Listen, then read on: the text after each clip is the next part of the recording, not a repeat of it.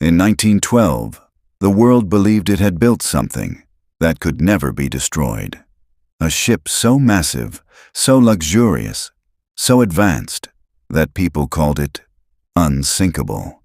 But on its very first voyage, in the middle of the cold Atlantic Ocean, this ship would vanish forever. This is not just the story of a ship, it is a story of pride, ignored warnings, and more than 1,500 lives lost. This is the story of the Titanic. The Titanic was the largest moving object ever built at that time. A floating palace, grand staircases, crystal chandeliers, fine dining, private suites. First-class passengers were some of the richest people in the world. Millionaires, business tycoons, celebrities. But far below the luxury decks, third-class passengers lived a very different reality. Families crowded into small rooms, immigrants dreaming of a new life in America. One ship, two completely different worlds, both believing they were safe. As the Titanic crossed the Atlantic, warning after warning arrived. Messages from nearby ships, icebergs ahead, large ice fields directly in Titanic's path. But the ship kept moving, at full speed. The ocean was calm, the night was dark, and the lookout had no binoculars. Everything felt peaceful. Too peaceful. On April 14th, 1912, at 11:40 p.m., a single word echoed across the deck. Iceberg. The ship tried to turn, but it was too late.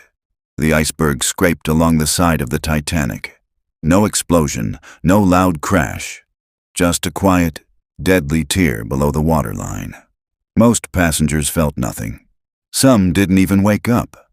But the damage was already fatal. Water rushed into the lower compartments.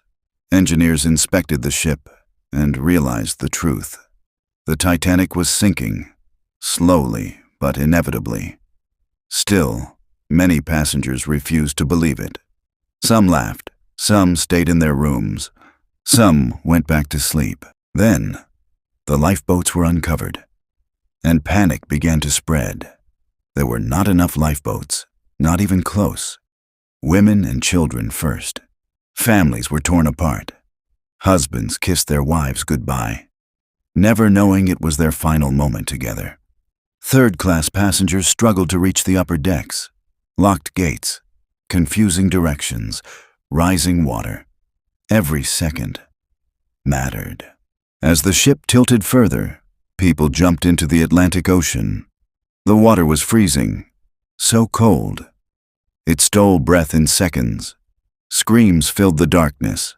Some lifeboats rowed away, afraid of being pulled under by desperate swimmers. Others tried to return, but arrived too late. One by one, the screams faded into silence. At 2:20 a.m., the Titanic broke apart.